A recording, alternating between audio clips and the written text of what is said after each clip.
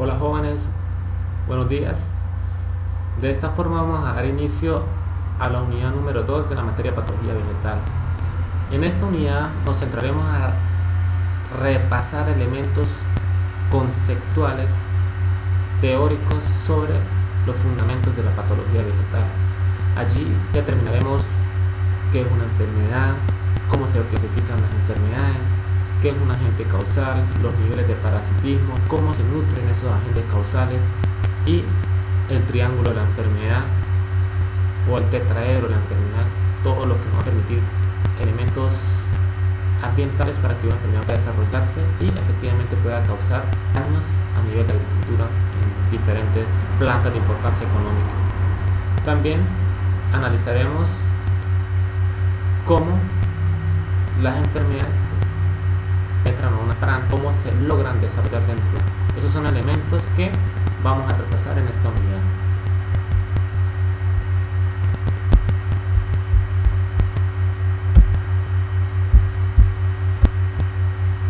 Fundamentos de la fitopatología.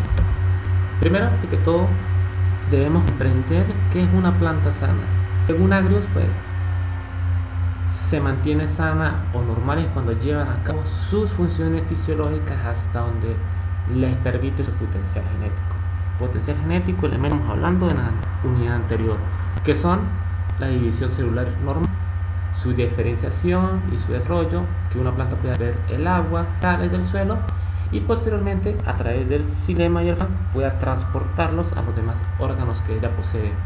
Obviamente la fotosíntesis, la lámina foliar que la pueda desarrollar bien y obviamente esos productos fotosintéticos sean trasladados a los órganos de utilización como los frutos o almacenamiento en semillas, que lo mismo de los compuestos sintetizados, o sea que todos esos elementos que la planta absorba los pueda tomar en elementos aprovechables para ella, asimilables, logrando pues la reproducción, que es el ser de cada ser vivo, y almacenando en reservas alimenticias sobre la reproducción o almacenación en caso de que no sean los elementos necesarios para que ella pueda desarrollarse, germinar, crecer. Entonces sencillamente lo almacena a través de semillas. Aquí vemos una gráfica sobre las funciones básicas de las plantas y cómo las enfermedades pues sencillamente va afectando cada función de ella.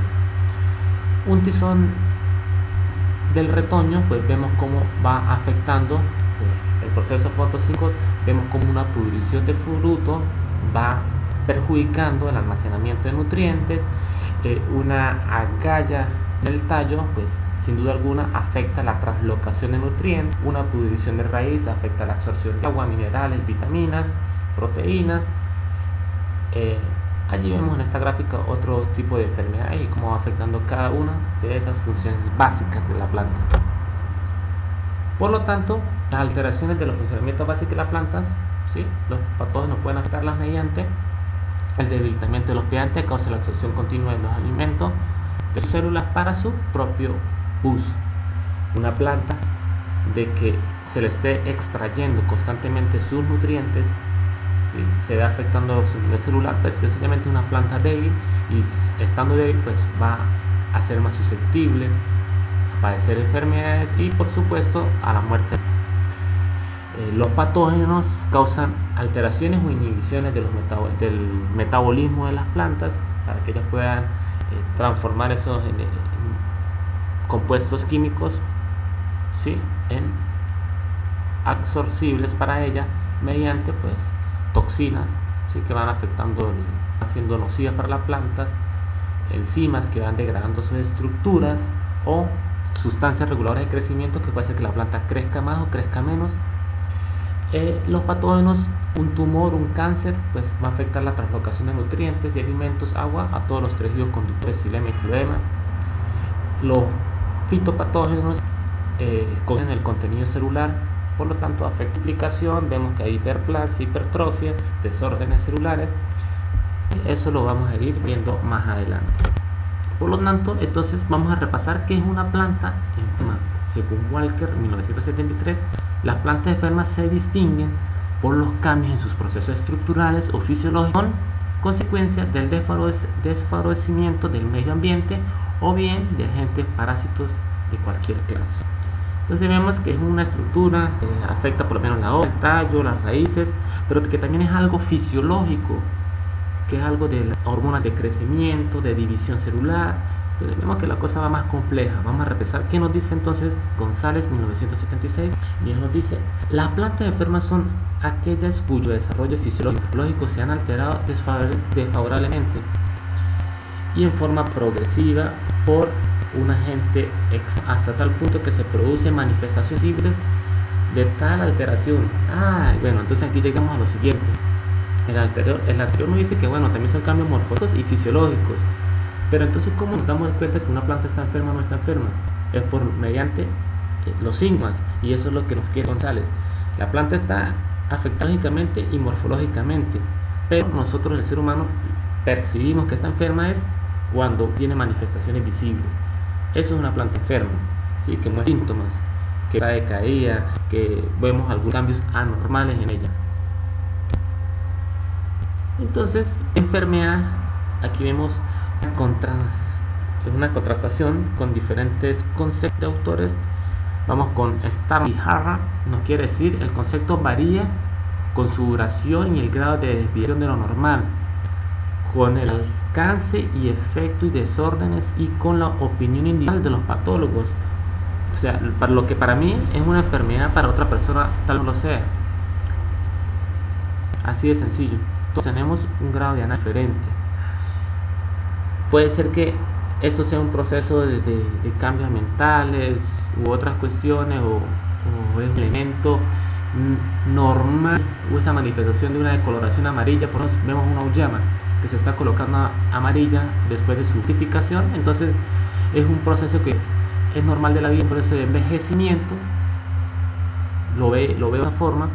También, si lo vemos de otra forma, un estudiante me puede decir: profesor, esto es una enfermedad, pero resulta que es un elemento natural del ciclo biológico de un ser vivo.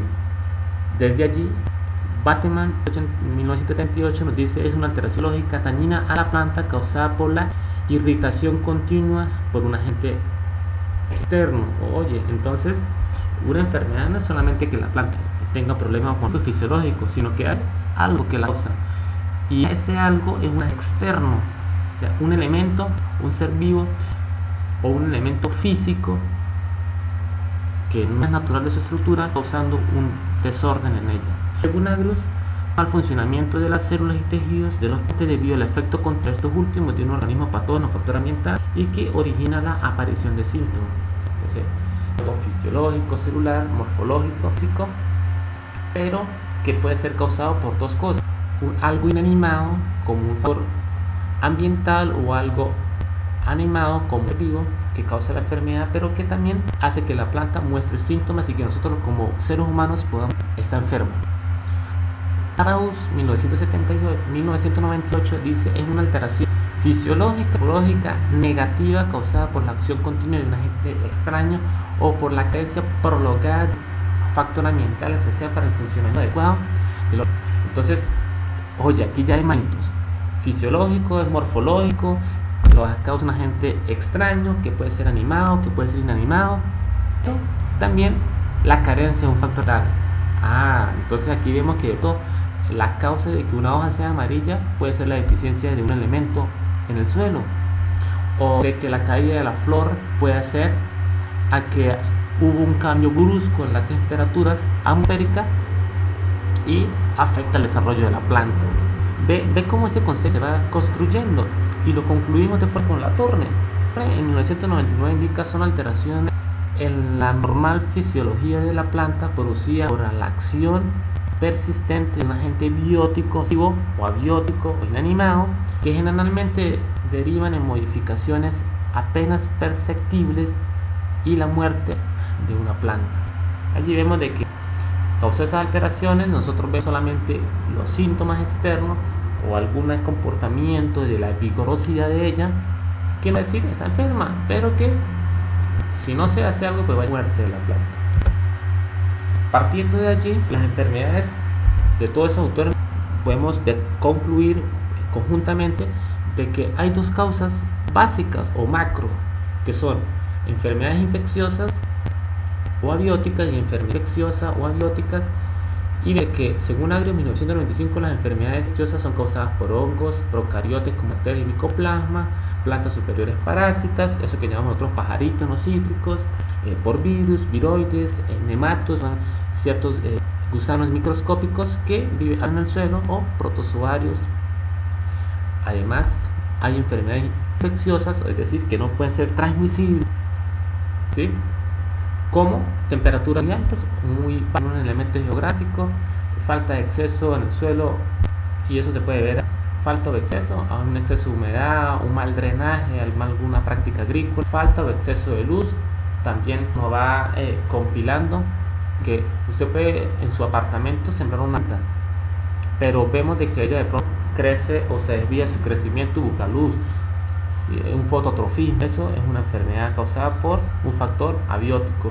Falta de oxígeno, contaminación atmosférica. No es igual sembrar una planta retirada a una vialidad o retirada a una industria, una minería, que sembrar en una zona donde hay mayor transitorio, que hay dióxido de carbono, mayor mineral particulado, y va a afectar su desarrollo, la toxicidad de minerales. ¿Sí?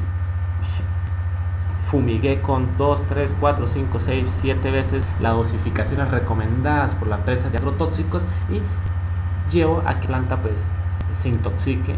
La acidez o alcalinidad del suelo hace disponible o no disponible alimentos a las plantas o árboles, y las prácticas agrícolas inadecuadas. Sencillamente el agricultor desconoce elementos sobre una agricultura de precisión, y lo va a llevar o lo va a conducir a que él pueda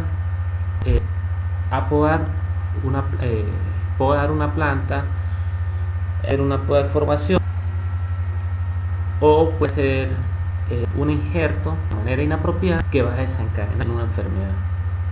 Por eso elementos de que por lo menos injertar una planta de naranjo agrio con una planta de naranjo dulce, y que hay problemas en la injertación o no hay compatibilidad y se muere la planta cuando a un determinado periodo de su desarrollo, es consecuencia de una práctica agrícola inadecuada. Los síntomas, las enfermedades se pueden clasificar de acuerdo al síntoma. Ocasiona necrosis, tisosis y pudriciones. Hipoplasias, que son crecimientos reducidos, tenemos enanismo, clorosis o arrosetamiento, tenemos hiperplasia, crecimientos anormales, bastantes, gigantismos, según el órgano que afecta. Bueno, las enfermedades se pueden clasificar en enfermedades en la raíz, el tallo, las hojas, los pecíolos, los frutos, semillas, cualquiera de estas cuestiones. En base al tipo de planta que afecta, bueno, vemos que hay enfermedades que afectan a las hortalizas, que afectan a los frutos, a las gramíneas, a las leguminosas o las fáceas, y enfermedades que atacan a plantas ornamentales, enfermedades que atacan a árboles, flores, y vemos que se va construyendo una clasificación de plantas. Por la invasión del tejido, bueno, enfermedades que solamente atacan un área determinada de la planta, intensivas, que atacan varias partes o varios órganos, sistémicas, atacan a todo el conjunto de la planta. Por la duración del parasitismo, puede ser que son enfermedades crónicas, ¿sí? O sea, que no hay un manejo para la planta como tal, ¿sí? Que siempre la planta va a conducir a la muerte, o que pueden presentarse por un periodo de tiempo corto o prolongado, pero que sin dudamente son ligeras. Por la frecuencia con que aparecen, bueno, pueden ser endémicas. Decía que en Rubio está la roya del café, epidémica. Bueno, llegó una enfermedad nueva para acá que ataca por cierta periodicidad, ¿sí? Regularmente cada 2 años, 3 años allí, y es que aparece por intervalos muy irregulares, regularmente dispersas o escasas en ocasiones. No estaban presentes aquí y aparecieron. Por el daño en el cultivo, enfermedades que la calidad del cultivo, o enfermedades que afectan cantidad. Entonces, ¿qué es la fitopatología? Que es, sí, una ciencia, pero según el diccionario de la Real Academia Española 2017 nos dice: es el estudio de las vegetales. Agrio propone, es una ciencia que estudia las enfermedades de las plantas, abordando desde aspectos, desde el diagnóstico, ¿sí?, un monitoreo, analizo esa sintomatología, la etiología, que nos significa quién es ese agente causal, la epidemiología, si esa enfermedad es de una zona geográfica, cómo llegó, por qué condiciones, hasta su control, ese manejo que se da a la enfermedad. Según Cuervos Exquisita, dicen, es una ciencia de las enfermedades de las plantas, sus agentes causales, su interacción con los hospedaderos, así como su sintomatología y los medios de control. Entonces, oye, la causada por un hongo, vamos a ver cuál es su estructura de él, a qué se clasifica, cuáles son sus puntos débiles, para en función de eso generar un manejo de ese agente causal y como consecuencia de la enfermedad. Está bien, es una ciencia, pero escucha esto de 1970. Es una de las incumbencias de la patología vegetal resolver los nuevos problemas patológicos, así como el entrenamiento de investigadores científicos y de la agentes de extensión agraria, la iniciación del maestro rural e inspector provincial en las fases de aplicación práctica de conocimiento científico y el desarrollo de procedimientos sencillos con los sectores que puedan adaptar a sus necesidades. Es lo siguiente: nosotros, o la fitopatología como ciencia, también se debe encargar de la capacitación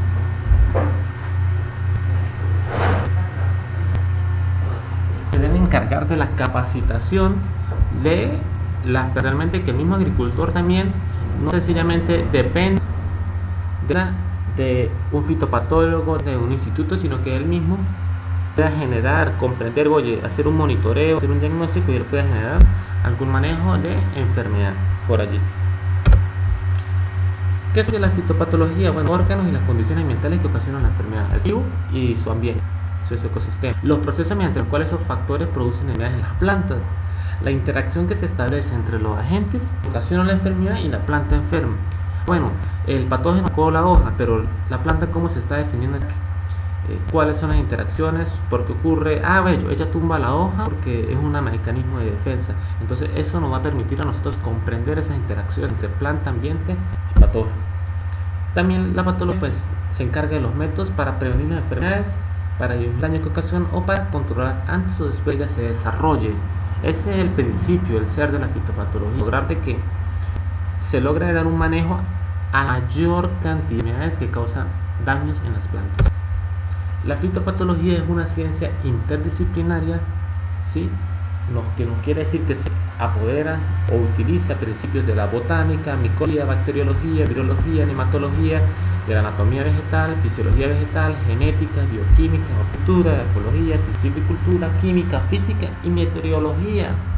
Todos ellos repasan esas ciencias y otras más para lograr hacer un manejo de las enfermedades. Por ejemplo, si se aparece enfermedad que es causada por el déficit de algún nutriente en el suelo, es decir, nos apoderamos de la química, de la bioquímica y especialmente la efología para ver cómo podemos aportar ese nutriente que está causando la enfermedad y solventarla. Si es una enfermedad causada por un hongo, bueno, buscamos la micología que nos da ciertos periodos y logramos generar un manejo de ese agente.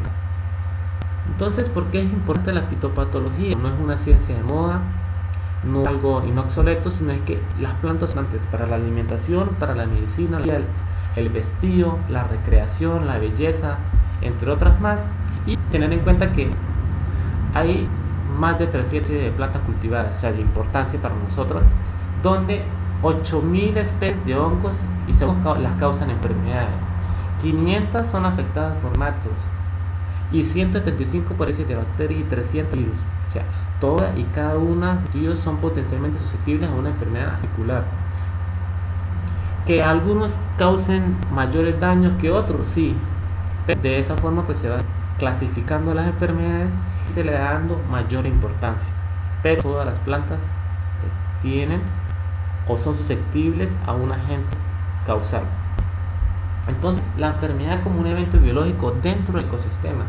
La enfermedad no es algo alejado al sistema ecológico. Nosotros no podemos decir que se enfermedad en un huerto, en un sistema, y vamos a combatirla con un químico o vamos a erradicar las plantas, porque tendríamos un nivel crítico racional o ver que el ambiente solamente es lo que nos rodea y vamos a causar en catástrofes ecológicas. Por lo tanto, hay que verla como un evento biológico. Las enfermedades aparecen en la humanidad no porque maldiciones o porque han querido a las plantas o porque otras naciones la han tirado hacia otros países y están a todo el sistema alimentario, no, sino lo que pasa, todo es un sistema ecológico y nosotros como seres humanos hemos expandido la frontera agrícola, hemos acabado con ciertas especies, hemos venido zonas vírgenes y ellos sencillamente hemos alterado su sistema, su hábitat, y ellos lo que están es alimentándose de las plantas porque sencillamente hay homogeneidad genética, hay mayor cantidad de alimentos y para ellos se les hace más fácil alimentarse de nuestros cultivos que en la vida silvestre. Por eso vemos de que esto es un sistema. Entonces, hablando de esta terminología, un sistema es un conjunto de elementos que interactúan entre sí, tienen algunos elementos necesarios que intervienen para su desarrollo. Según Stone y Harmon, dicen es un conjunto de partes y elementos que deben considerarse como algo simple o complejo debido a la interdependencia o interacción de dicha parte o evento. En una planta, en una simple planta sembrada en una maceta, está interactuando ciertos elementos que están en el suelo, está interactuando con los ambientales como temperatura, clima, humedad, con ellos, con el hombre, con otros elementos naturales, y nos llevan a ver que hay una dependencia. Si no está el suelo, ella no crece. Si no hay luz, no hay la fotosíntesis. Si no hay vida en el suelo, no hay ciclado de nutrientes y sencillamente ella no va a desarrollarse de manera idónea o apropiada a su potencial genético. Según Buckley, entonces nos dice un conjunto completo de elementos y componentes directos o indirectamente relacionados en una red causal, de modo que cada componente está relacionado con lo menos con varios otros, de modo más o menos estable en un lapso dado. Les comentaba, tenemos un huerto,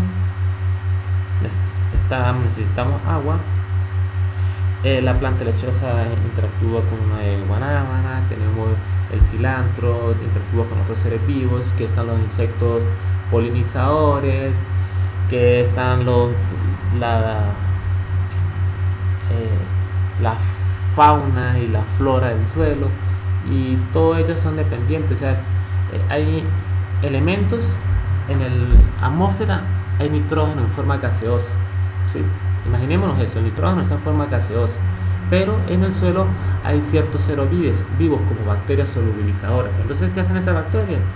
Convierten ese nitrógeno en nitrógeno sólido para el suelo, y luego lo hacen disponible a la planta, y ese nitrógeno es absorbido por ella, se es transformado por los metabolismos de la planta y lo convierte en energía que sin duda alguna la planta lo va a desarrollar para hoja, para algunos elementos necesarios de ello.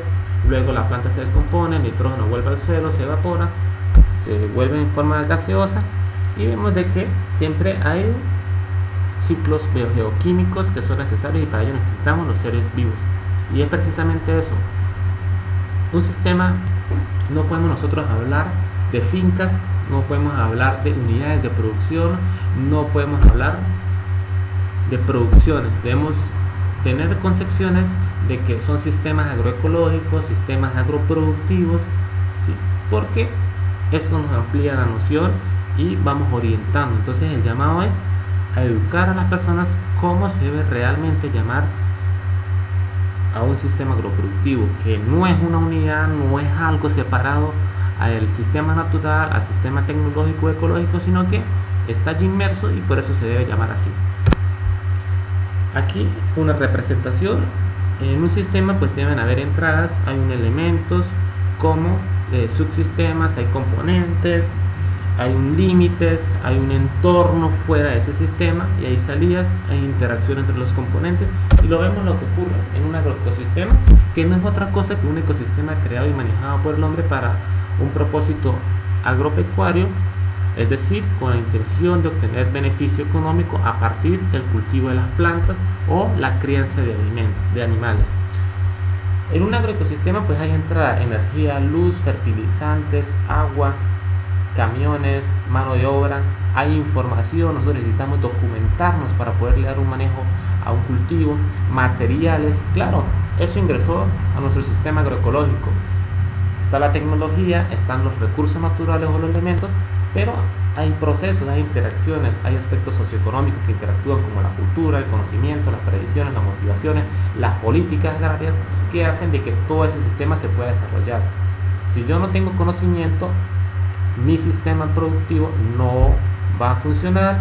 Si no hay una motivación para los campesinos, para los productores, para las personas que hacen vida en el campo, sencillamente no se va a lograr la producción que deseamos, y todo eso pues genera interacciones e interdependencias que al final y al cabo van a terminar en productos agropecuarios que van a salir, pero también van a salir como elementos perturbadores del ambiente, como compactación del suelo, intoxicación del ambiente, desertificación, agotamiento del agua. Entonces eso es un agroecosistema, un sistema que genera ciertos impactos, y cada impacto pues se analiza de acuerdo a indicadores o criterios. Aquí vemos una representación de un agroecosistema. Tenemos 3 fincas y un sector externo, tenemos los bancos, tenemos la familia, es un sistema, el agroecosistema. Entonces vemos que la familia le dan mano de obra al agroecosistema, le dan manejo, y a su vez el agroecosistema a la familia pues le da un autoconsumo, extensión de especies, de productos.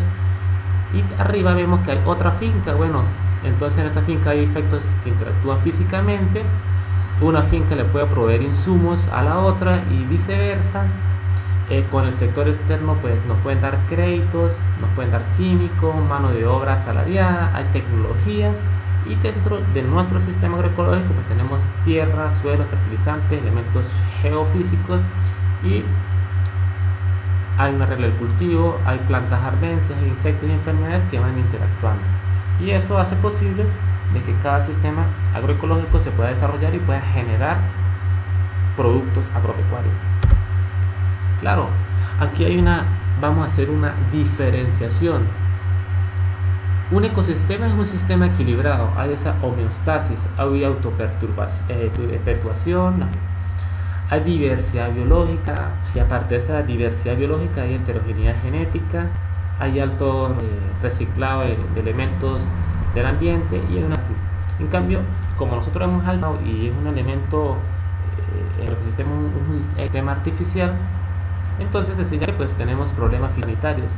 ¿Por qué sé eso? Porque bueno, es intervenido, entonces ya ese sistema es dependiente, hay alguien que tiene que estar allí pendiente, que necesita agua, fertilizantes, plaguicidas, manejos, cuidados, y por lo tanto hay una vida relativamente corta. La lechuga te dura 40 días en el suelo. Hay menor diversidad, claro, porque nos dedicamos a la siembra, al monocultivo, o sea, sembrar grandes estancias de maíz, de café, de naranjas, de otros ciertas de plantas de importancia económica. Hay una homogeneidad genética. Nosotros seleccionamos cuáles son las plantas más productivas y elegimos, bueno, voy a sembrar maíz en monocultivo, pero ese maíz es de tal variedad. Cuando hablamos de variedad, pues entonces es una característica genética de esa planta que tiene una uniformidad. Y nos va a decir de 1000 plantas, bueno, la mayoría tiene esas características geno y fenotípicas. La alteración de los ciclos biológicos, sin duda alguna, nosotros proveemos insumos como fertilizantes, agrotóxicos, que van alterando esos ciclos biogeoquímicos. Hay más dependencia de subsidios. La planta no te va a producir si tú no la riegas, si tú no la fertilizas y no la cuidas. Entonces depende del hombre. Por lo tanto, allí al él fallar y cometer errores se generan problemas fitosanitarios o de patología vegetal. Aquí vemos en este esquema o en este cuadro comparativo un resumen sobre los que les estaba conversando anteriormente. Una diversidad interespecífica, alta, baja, diversidad interespecífica, alta, baja, regulación de población, en el ecosistema es autorregulación, en los agroecosistemas es subsidio de energía y plaguicida, los procesos de sucesión es completo, ¿sí? La planta hace ese proceso de permanencia, en los ecosistemas se mantienen en etapas tempranas, procesos de ciclados en el ecosistema son altos, en los ecosistemas son bajos, nosotros sacamos cosecha, no hay ese proceso de aportamiento de materia orgánica, los flujos de energías en los ecosistemas son autorregulados, en los ecosistemas son manejados, o sea, yo le proveo energía, nitrógeno, lo que ella necesita, solamente eso, el agua, lo que necesita, y todo está fríamente calculado para que la planta exprese su potencial genético. Y el mantenimiento en el tiempo, bueno, el ecosistema tiene una estabilidad automantenida, ella misma se autopropaga, crece, termina su ciclo y va manteniéndose así. Mientras que en los agroecosistemas hay una estabilidad subsidiada, hay una dependencia. Y un sistema agrícola, bueno, es ese sistema donde sencillamente vemos de que hay una parte definida por la relación hospedadero y parásito. Así, hay una planta, una población de plantas, vemos que hay una población de patógenos que están interactuando con factores externos como otros organismos y factores abióticos. Eso nos va llevando a que haya un patosistema, un sistema que genera una enfermedad, ¿sí? El sistema ese que se está desarrollando, que única y exclusivamente se determina es por esa interacción de que hay entre patógeno y plantación. Entonces llegamos a que hay un parasitismo, una planta se alimenta de otra, hay una interacción, y entonces vamos a analizar entonces unas terminologías y conceptualizaciones. El huésped, el hospedante o susecto son tres elementos que se van estudiando. El primero es que la planta, ese huésped es la planta sujeta a una enfermedad determinada provocada por un complejo causal conocido, es decir, que esa planta está sujeta a ser afectada por una bacteria, un virus, un hongo o por algún elemento físico. Tenemos otro que es un organismo afectado o que acoge a un parásito. Bueno, entonces la planta que sencillamente está disponible para albergar a un ser vivo. Y abajo tenemos que es un individuo contagiado o susceptible a hacerlo, el hospedante que determina un microorganismo. Entonces es una planta que puede ser afectada, pero que a su vez es atacada por un agente micro específico donde ella sale afectada. Entonces esto nos quiere decir que una planta se encuentra en un sistema ecológico donde interactúa con muchos seres vivos, pero que solamente algunos de esos seres vivos que están allí son los que van a causar daño en ella. Según el diccionario de la Real Academia Española, es un vegetal o animal en cuyo cuerpo se aloja un parásito.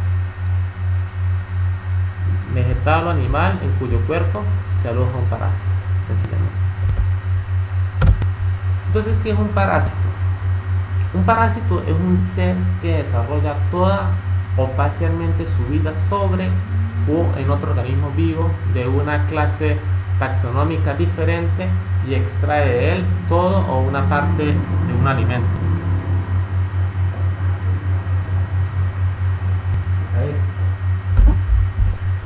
Entonces vemos que cualquier ser vivo puede desarrollarse dentro o fuera de una planta, pero que sin duda alguna se va desarrollando allí. Un parásito es un organismo que se alimenta total o parcialmente sobre un tejido vivo. Vemos que es un ser vivo que extrae algunos alimentos. Entonces, él puede decir sencillamente: me alimento del material de las células o de alguna parte de la planta como tal. Agrios nos indica que es el organismo que vive ya sea fuera o dentro de otro organismo del cual obtiene su alimento.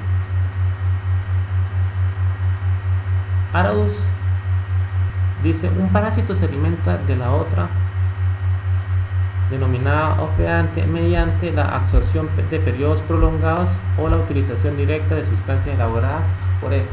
Entonces vemos que un parásito no es solamente de que extrae su material genético o extrae algunos nutrientes, sino que sencillamente la planta emana algunas sustancias químicas o algunos nutrientes que él puede aprovechar para vivir y no la está afectando, pero es un parásito, se beneficia de ello. Entonces, ¿qué es un fitoparásito? Bueno, un fitoparásito es un organismo que se asocia de manera estrecha con una planta que se reproduce o desarrolla a expensas de ella. Bueno, entonces este ser vivo crece interactuando con la planta, se reproduce o desarrolla a expensas de ella. Un parasitismo es esa relación que se establece entre un parásito y su hospedante. Bueno, entonces yo me albergo en la hoja y la planta genera algunos mecanismos de defensa, algunos cambios fisiológicos, morfológicos, se interactúan de la siguiente manera. Bueno, yo extraigo estos nutrientes, yo te aporto esto y eso es una interacción. Según Araúz, es la relación entre dos especies de la cual una, denominada parásito, se alimenta de la otra, denominada hospedante, mediante la absorción por periodos prolongados o la utilización directa de sustancias elaboradas por esta. Y es un modo de vida y tipo de asociación propia de los organismos parásitos. O sea, yo me beneficio de uno al que siempre pues se voy a llevar perjudicado. Entonces vemos que la capacidad parasítica es una cualidad de capaz, es decir, qué tan capaz puede ser un ser vivo de extraer una sustancia de la planta. Eso determina esa capacidad de parásito o esa capacidad que él tiene de vivir en una planta, por lo menos.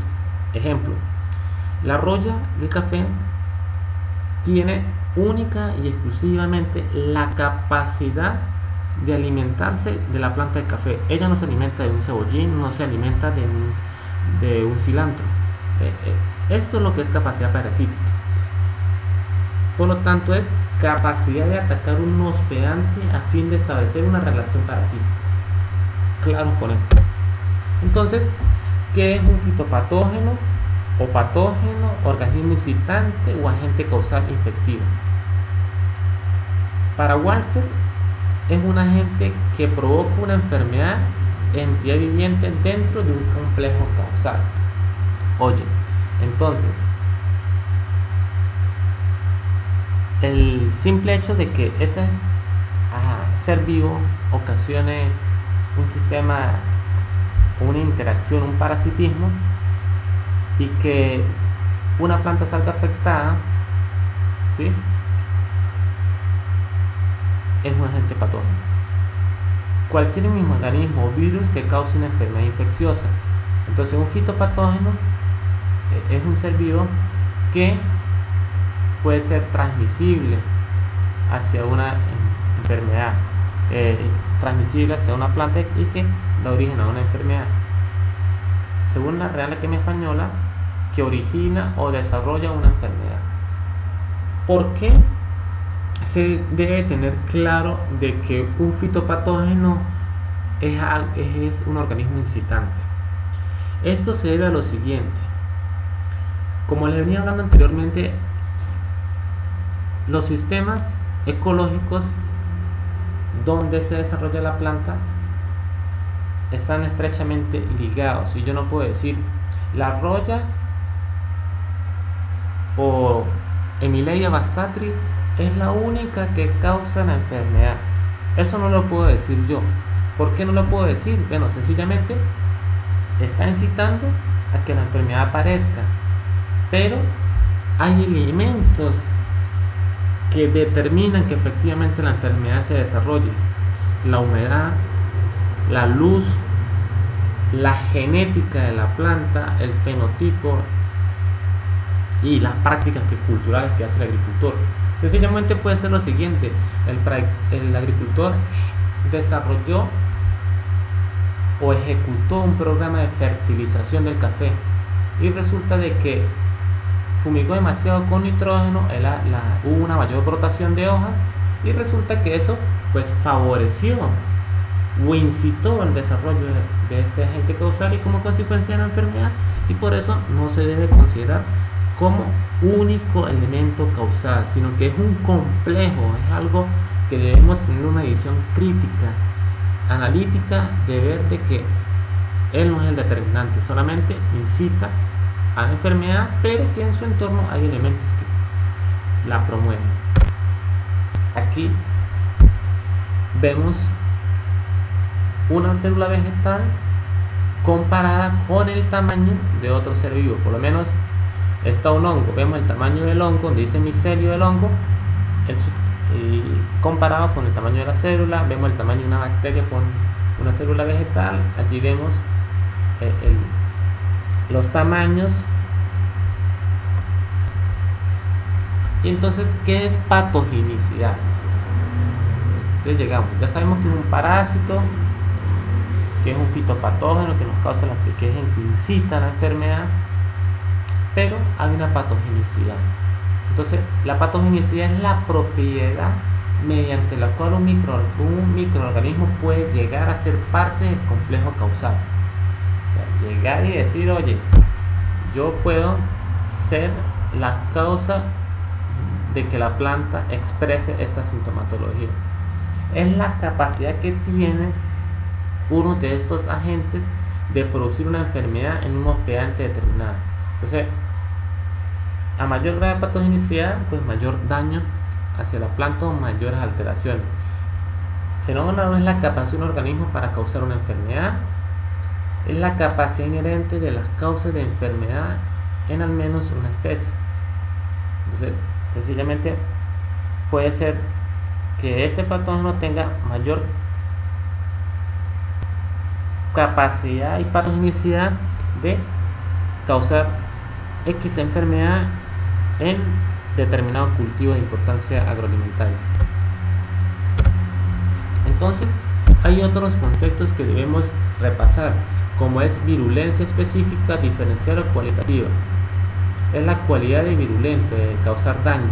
Entonces, es la capacidad de ciertos genotipos de parásito de causar enfermedades en forma diferencial, solo en ciertos genotipos de especies de hospedante, pero no en otros.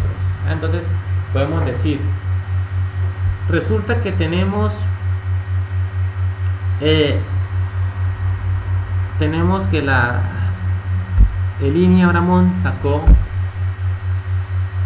varias variedades resistentes a la roya del café. Tenemos el Monte Clara, el INI 01, el Araguané, y pues cada uno de ellos tiene cierto grado de resistencia a Emilia bastatris.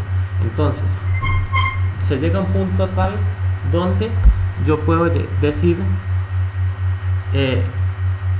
esta planta hace de que el patógeno sea menos virulento, resistente. O le coloco otro ejemplo, yo puedo llegar y decir, tenemos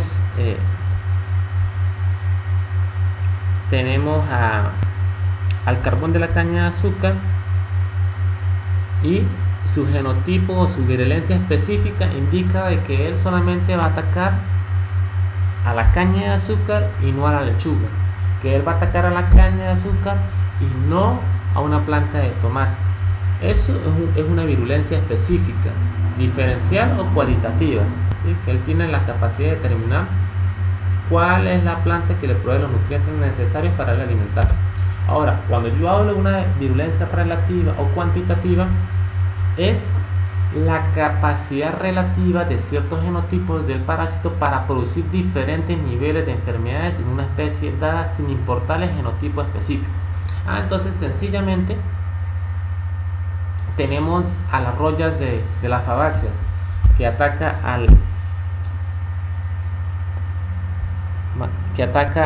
a la caraota, al frijol, a la soya.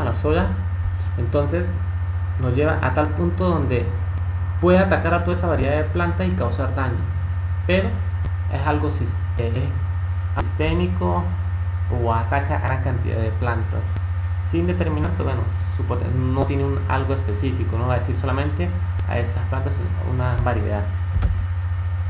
Entonces, las plantas, los parásitos se nutren de diferentes formas. La primera es la sapotrofía, que quiere decir que ese parásito se va a alimentar de materia orgánica. Se cayó una naranja, empezó su proceso de descomposición y ellos se están alimentando allí.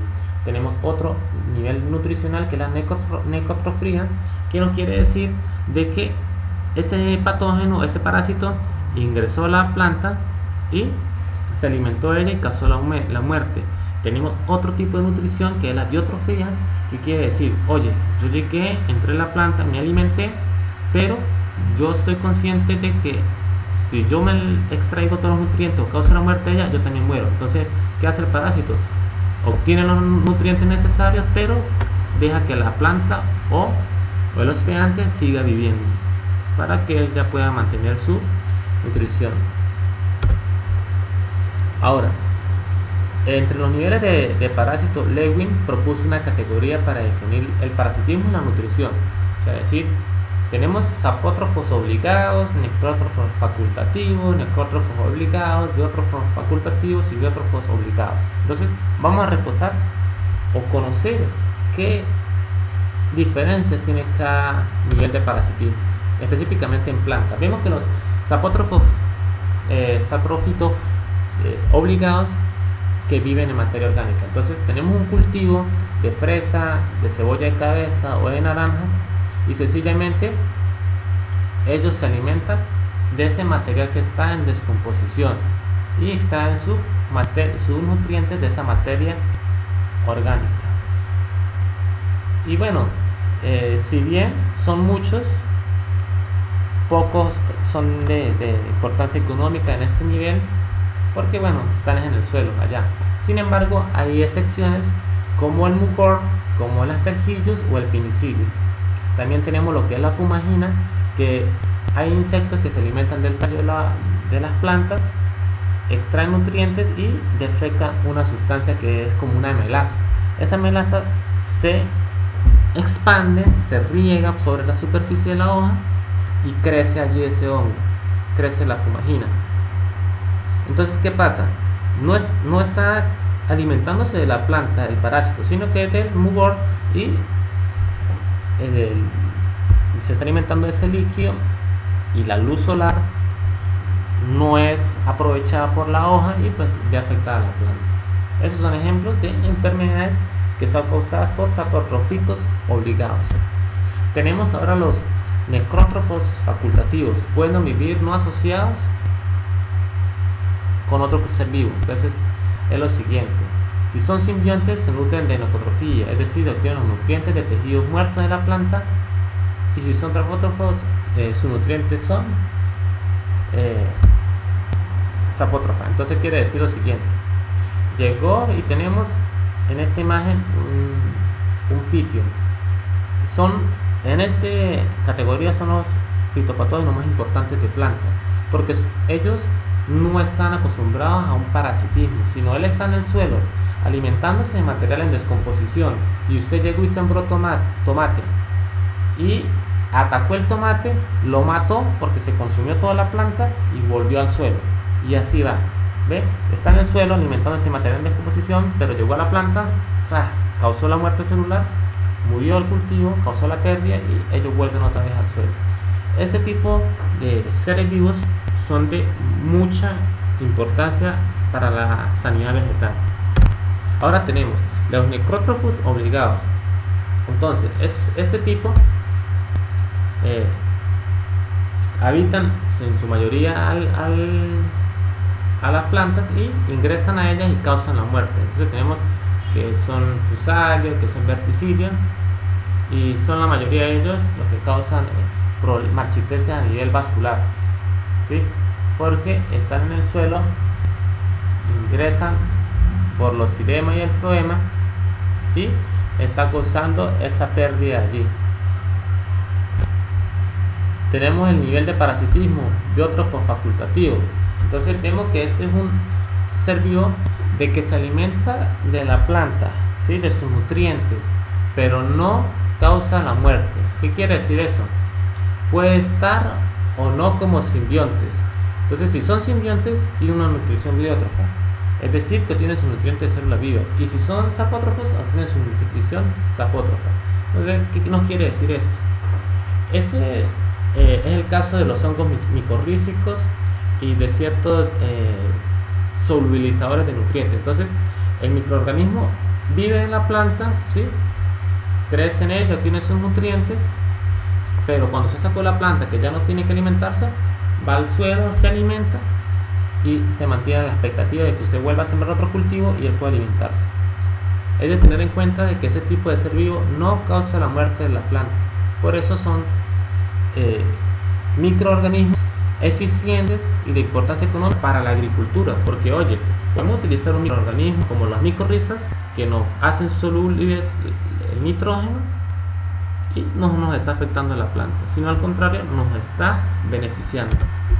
Tenemos los biótrofos obligados, que son esa clase de parásitos que única y exclusivamente o tienen una virulencia específica que llegó, y por lo menos aquí tenemos el caso de Ustilagum, o lo que es la caña de azúcar o el carbón de la caña. Él se alimenta de esa espiga, obtiene sus nutrientes, se desarrolla, se reproduce, cumple con todo su ciclo de vida, pero no causa la muerte de la planta. ¿Ve? Está allí. Tenemos el otro caso del arroyo de café. Si no está la planta de café, él no se desarrolla porque, primero, la única planta que le provee ese tipo de nutrientes que necesita es el café, no otra, y crece allí a la expectativa, se va alimentando, pero ella es regulada. Es como que el ser vivo dice: yo sé que tengo un litro de agua y tengo que saberlo administrar para yo poder vivir. Entonces, esta es la clase de biótrofos obligados. Hay una característica entre la relación del nivel de parasitismo y los diferentes tipos de enfermedades. Los parásitos facultativos son esos seres vivos que mayormente habitan en el suelo y entonces tienen esa capacidad de dejar sus niveles de nutrición y atacar a la planta. Sobre todo son parásitos de que causan daños relevantes en raíces, en tallos y en plántulas y semillas, porque bueno, están en el suelo, fluyen esporádicamente, atacan a la planta y causan su muerte. Tenemos los apótrofitos facultativos, ¿sí? Que eso que están en su vida en la planta y dejan ese estado de vida y bajan a alimentarse del suelo, y son los que mayormente pues causan enfermedades foliares, enfermedades de tallo, de marchiteces vasculares. Y tenemos lo contrario, los parásitos obligados pues prefieren áreas o zonas altas, como son foliares, tallos, raíces, pero que, como les comenté, únicamente obtienen sus nutrientes de esas áreas. Si no están allí, pues sencillamente no se desarrollan. Hay asociaciones de plantas y organismos muy importantes: los mutualismos, la simbiosis, que es lo que yo les comentaba sobre las micorrizas, las bacterias y raíces de las leguminosas. Tenemos asociaciones neutras como las orquídeas, las bromelias y algunas algas y saprófitos. Tenemos la asociación antagonista, bueno, que sale pues uno perjudicado, y es donde entramos nosotros, que son los parasitismos, que es el parásito obligado, facultativo o oportunista. Allí están. Y entonces es conveniente hacernos la siguiente pregunta: ¿por qué tienen éxito los patógenos?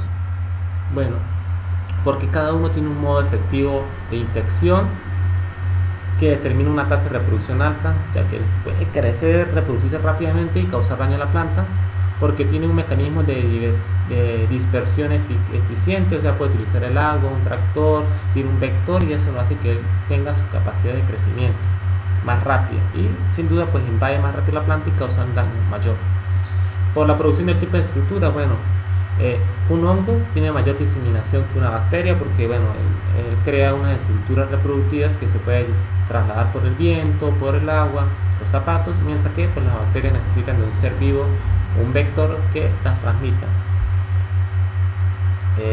Los nematodos colocan huevos que pueden durar hasta 30, 20 años en el suelo, esperando única y exclusivamente que llegue la planta que él requiere o las condiciones ambientales para que pueda desarrollarse. Tiene una capacidad general de diversidad genética a través de mutaciones, muta rápido, puede atacar a la planta queda en una resistencia a él mutó y siguió atacando, causando un daño mayor. La homogeneidad genética, bueno, la agricultura moderna tiene una característica que se dedica al monocultivo y al subsidio de fertilizantes. Entonces esto hace que haya mayor homogeneidad genética y el patógeno puede atacar más fácilmente. Y las condiciones ambientales que favorecen el desarrollo de la enfermedad. Como le digo, los cambios climáticos actuales y los por venir están favoreciendo de que las enfermedades se desarrollen con mayor facilidad. En el desarrollo de una enfermedad son todas esas etapas que debe cumplir ella, la enfermedad, para que pueda causar.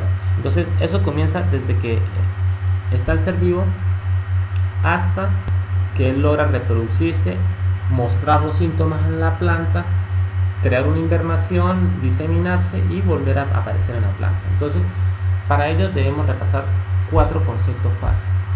El desarrollo de la enfermedad es concatación de hechos que tiene lugar entre el momento de la infección y la manifestación de la dolencia. ¿Qué quiere decir esto? El patógeno atacó la planta, es ese momento de infección. Él comenzó a crecer en la planta y luego la planta va a manifestar la sintomatología, y a eso es lo que le llamamos el desarrollo de la enfermedad. ¿Sí?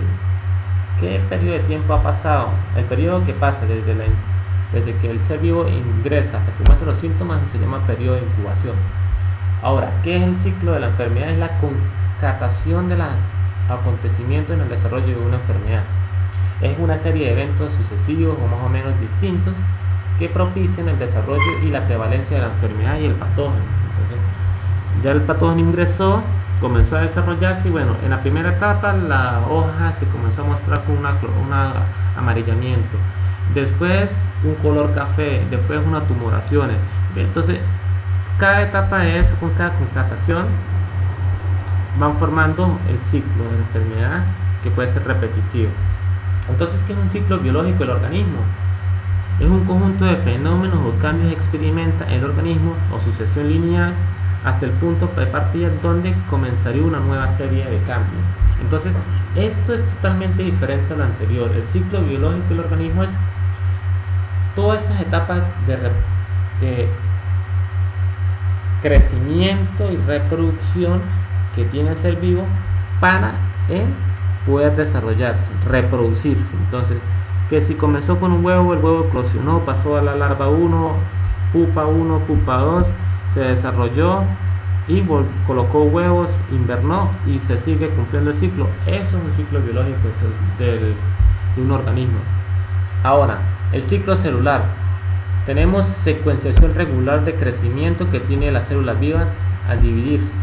Entonces, bueno, la célula llegó y empezó a dividir su material genético por mitosis o citonesis y va causando de que la meiosis y la mitosis. Entonces, meiosis divide el material genético en dos partes de 50%, luego a la mitosis, que se divide, se multiplica ese material, se replica y ese ciclo se va cumpliendo para causar la división celular y la multiplicación, y un ser vivo pues se pueda seguir creciendo.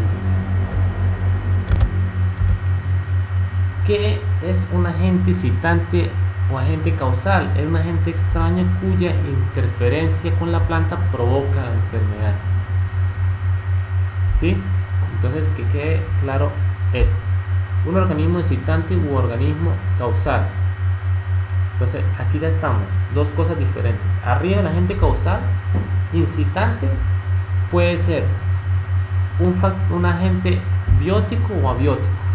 Aquí abajo hablamos de un organismo incitante u organismo causal, ya es un ser vivo. Entonces, ¿qué quiere decir eso? Que provoca el desarrollo de la enfermedad bajo la influencia de otros factores. Entonces, puede ser que esa bacteria esté causando la enfermedad en la planta, pero estamos conscientes de que hay elementos ambientales como la humedad, el agua, la luz u otros seres vivos que estimulan a que la enfermedad aparezca. ¿Qué es una enfermedad infecciosa o abiótica? Entonces, una enfermedad infecciosa o biótica es aquella en la que un organismo causal susceptible de ser transmitido forma parte de un complejo causal. O sea, en esa enfermedad, en ese complejo, necesita de un vector como un ser vivo del hombre, con sus zapatos, con sus manos, en sus uñas, o una insecto puede llevar ese patógeno a otro espacio geográfico o a otra planta. También es una enfermedad causada por un agente transmisible. ¿Bien? Y las enfermedades no infecciosas o abióticas son aquellas por alteraciones del ambiente, lo que comentamos anteriormente: deficiencia de nutrientes, humedad, temperatura, contaminación ambiental, toxicidad de nutrientes, mayor climas cálidos, fríos, excesos, extremos. Entonces eso van causando daños, y es en caso de no se pueda localizar, cultivar o transmitir el patógeno de una planta enferma, podría suponerse entonces que la planta es causada por un factor biótico del medio.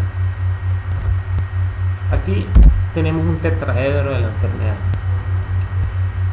Aquí quiero detenerme y es lo siguiente: para que una enfermedad se pueda desarrollar deben haber 4 elementos: un patógeno con virulencia y abundancia, un hospedante, ¿sí?, una planta que lo albergue, un tiempo prolongado y unos factores ambientales. Si todos estos 4 principios se cumplen, la enfermedad se va a desarrollar, y es lo que va a determinar la magnitud.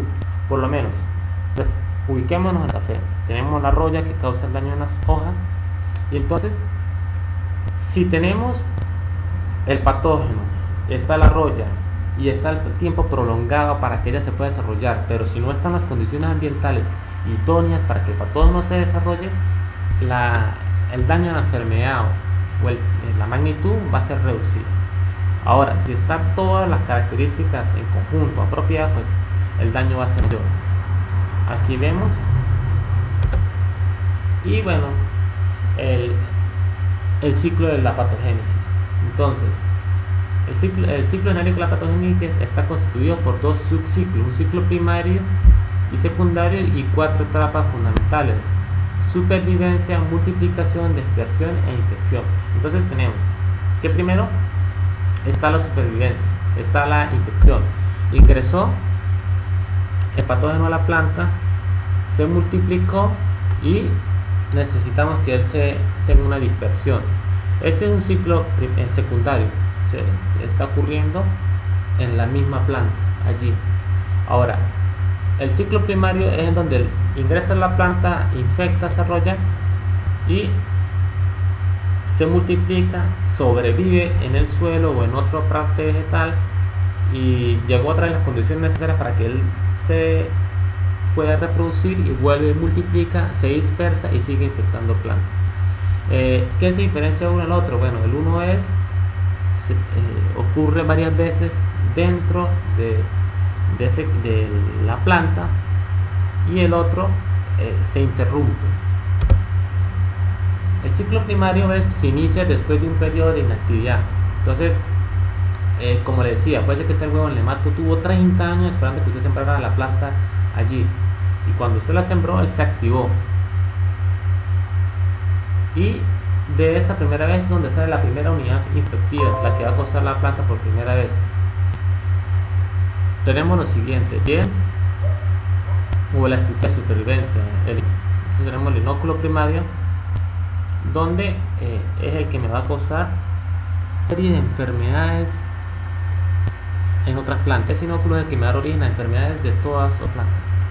Tenemos el ciclo secundario, que se inicia durante la etapa de actividad del huésped y el patógeno. Entonces ya la enfermedad se desarrolló por primera vez en la planta, él sigue desarrollándose allí, se crea después de las infecciones primarias, y es el inóculo secundario. Ese inóculo, o esa parte que causa la enfermedad, sigue allí desarrollando, reproduciendo, pero nunca llega al periodo de inactividad o de invernación. Los fitopatógenos se clasifican de acuerdo a su ciclo. Entonces pueden ser patógenos monocíclicos, policíclicos o poliéticos. Monocíclicos si tienen un máximo de un ciclo primario por estación de crecimiento de la planta. Solamente causa desarrollo de la enfermedad en un periodo de tiempo prolongado corto. Y el policíclico si tiene más de una acción por estación, pudiendo llegar a tener muchas generaciones con la solapación entre otras. Entonces, varios ciclos durante el crecimiento de la planta. Y el poliético, el inóculo producido en una temporada se conserva a la próxima y puede producir a una acumulación progresiva durante un periodo de años. Entonces yo sembré maíz, se desarrolló la enfermedad ahí, quedó la fuente de inóculo. Cuando yo volví a sembrar maíz a los 2 años, vuelve y me queda emerge la enfermedad y se me va desarrollando constantemente. Tenemos que el ciclo de una enfermedad pues tiene ciertas etapas: una inoculación, una prepenetración, una penetración, una infección, una invasión, una colonización, una diseminación y una invernación y estivación. La inoculación es esa interacción, si ese proceso en el cual un patógeno entran en contacto. Entonces es como decir cuando por primera vez una bacteria se encontró con la hoja. Eso es inoculación, que puede ser, bueno, artificial o natural. Bueno, eso varía de acuerdo a las características del ambiente, pero el inóculo es cualquier parte del patógeno que puede producir infección. El propágulo es la unidad del inóculo de cualquier patógeno, algo similar. Y tenemos el tipo de inóculo, puede ser primario si viene de un estado de invernación o estación, o secundario si viene de esa infección primaria. Y la fuente de inóculo es ese sitio de donde viene. Ahí está, una inoculación mecánica. Simplemente yo tengo una sustancia con el agente causal y lo vierto sobre una hoja. Entonces eso es una inoculación mecánica. Natural, pues simplemente el viento llevó a un hongo hasta una hoja, un tallo, una raíz, se conocieron por primera vez o interactuaron. Eso es inoculación. La prepenetración, pues ese proceso de interacción, ese proceso de reconocimiento. Entonces llegó la bacteria con la planta y es como si se hablara. Efectivamente yo puedo causar un daño en ti, puedo vivir de ti o puedo alimentarme. Entonces ese reconocimiento es al que le llamamos prepenetración. La penetración es el proceso por el cual un patógeno logra ingresar a la planta, bien sea por heridas naturales o artificiales, y logra acceder a esa alimentación que él desea. Aquí vemos una penetración por un hongo, ingreso, se está en la superficie de la hoja, vemos cómo está la espora, comienza a crecer y directamente ella misma rompe. Entonces a eso ese sería la penetración directa. La penetración a través de aperturas naturales, pues a través de los estomas están abiertos, ingresó el hongo, a través de la lenticela, a través de una gota de agua, a través del hidrato, entonces va ingresando. Ahora, de pronto se llegó y realizó una poda, un aporque, un paleo, pues entonces el hongo, la bacteria, pues ingresa por esa ruptura que usted hizo en la célula. Aquí vemos una penetración por la bacteria, es algo característico. Quiero detenerme. La anterior era de hongos. El hongo tenía esa capacidad del mismo penetrar directamente a la planta. No, en el caso de la bacteria la penetración es indirecta o una penetración por heridas, puede ser estomas, heridas, hidratos, o por las flores, los nectarios pueden ingresar. Los nematodos penetran también directamente e indirectamente por heridas naturales o mecánicas. Aquí algunas estructuras de reproducción de algunos patógenos. Y entonces la infección es proceso mediante el cual los patógenos entran en contacto con el tejido celular susceptible del hospedante y en el cual produce nutrientes suficientes para ambos. Yo ingresó, me puedo nutrir, me puedo desarrollar, y a eso le llamamos infección. Infección también es durante la infección los patógenos se desarrollan o reproducen dentro de los tejidos de la planta e invaden o está en forma variable. Las infecciones efectivas dan como resultado la formación de zonas necróticas, es decir, síntomas de coloración o malformaciones a las que se le denomina esa síntoma. Algunas infecciones permanecen latentes, o sea, no producen síntomas al instante, sino hasta cuando las condiciones del medio son más favorables o bien durante una etapa distinta en la madurez de una planta. Al intervalo de tiempo en el que se produce la inoculación y la aparición de los síntomas, lo que yo les estuve hablando anteriormente, el periodo de incubación. La invasión, el patógeno ingresó en tal sitio y comienza a expandirse a otras áreas. Después, bueno, hay un crecimiento, una reproducción.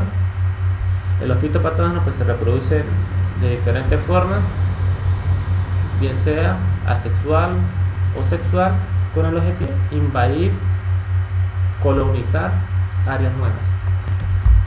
La diseminación o cómo se puede propagar una enfermedad puede ser por el viento, por la lluvia, por el aire, los insectos, por el agua, las semillas, el trasplante, un animal, las botas, los tractores, tijeras, herramientas, cualquier otros elementos hacen de que un agente causal pueda llegar a otro área.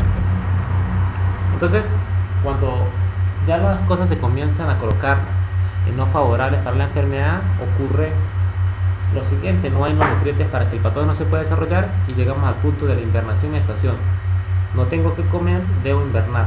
Entonces, invernar es, los microorganismos sobreviven invernando por periodos en el suelo aún frente a extremas temperaturas, el invierno y la escasa humedad. Sobrevive a través de los estomas, los cuerpos fructíferos, esclerosis, las lesiones, los insectos. Fuera de ella, dentro de la semilla de las plantas, tubérculos, raíces, tallos, hojas, flores. Entonces, como el ser vivo o el patógeno no tiene los nutrientes para vivir, busca la manera de dormir, estar en latencia hasta que vuelva a tener las condiciones climáticas y del patógeno para que se pueda desarrollar.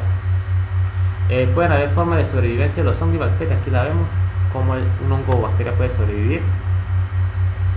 Y bueno, siembra un acto y cosecha un hábito, siembra un hábito, cosecha un carácter, siembra un carácter y se cosecha un destino. Chávez. De esta forma pues doy concluida la unidad número 2 y los invito a ingresar al aula virtual y participar en la evaluación.